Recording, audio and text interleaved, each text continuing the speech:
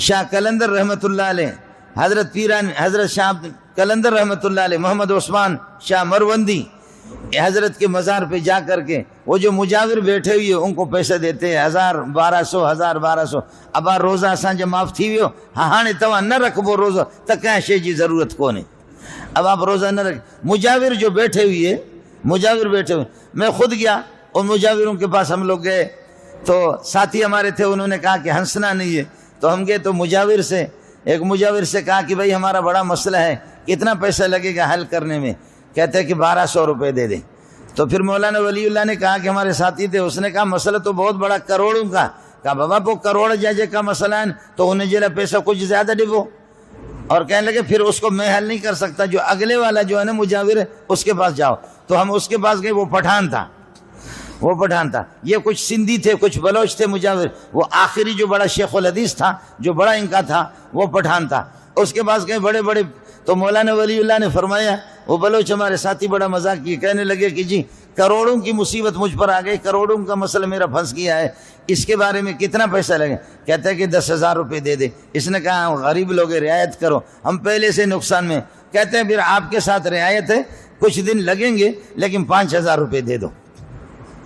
اور ہمارے بعض بلوچ اور سندھی بھائی جا کر کے پھر قلندر بابا سے، قلندر رحمت اللہ علیہ سے جا کر کے روزے معاف کراتے۔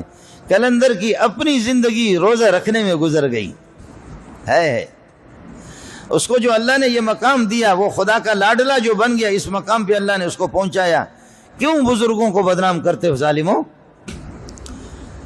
کیوں اللہ کے اولیاء اللہ کو کیوں اولیاء اللہ پر جھوٹ بولتے ہو؟ فَكَفَى بِاللَّهِ شَهِيدًا بَيْنَنَا وَبَيْنَكُمْ إِن كُنَّا عَنْ عِبَادَتِكُمْ لَغَافِلِينَ۔ جو کچھ تم نے ہم سے کہا ہے ہم روزے معاف نہیں کر سکتے۔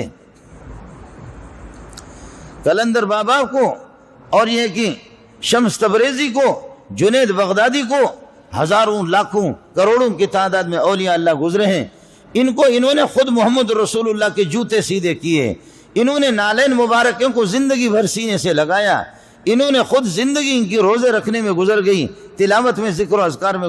اب میں قلندر پر جھوٹ بولتا ہوں کہ قلندر نے میرا روزہ معاف کیا؟ روزے جب نبی سے معاف نہیں ہو رہے ہیں اور روزے جب قلندر سے خود معاف نہیں ہے، کوئی بتا سکتا ہے کہ قلندر نے کسی زمانے میں روزہ نہ رکھا ہو، جنید بغدادی نے نہ رکھا ہو؟ کیوں ان اولیاء اللہ کو بدنام کرتے ہیں؟ اگر یہ زندہ ہو جائے تو میری اور آپ کی کھال پھر یہ اتار دیں جوتوں سے کہ بدبختو اس قسم کے الزام ہم پر لگاتے ہو۔ کچھ بزرگ ہم نے ایسے مقرر کیے جو روزے معاف کراتے، کچھ ایسے کہ نماز معاف کراتے، اور کچھ بزرگ ہمارے اس قسم کے ہیں کہ عید قربانی سے پہلے 1-2 ہفتہ چلے جاتے تو قربانی معاف ہو جاتی۔ ان اولیاء اللہ کو جو زندگی بھر قربانی کرتے رہے، زندگی بھر نماز پڑھتے رہے، قرآن کبھی ان کے ہاتھ سے چھوٹا بھی نہیں، وہ سوتے ہوئے نیند کی حالت میں بھی قرآن پڑھتے رہے۔ اور میرے اور آپ کے ہاتھ سے کس نے قرآن نکالا؟ اور ٹیلی ویژن میرے اور آپ کے ہاتھ میں کس نے دیا؟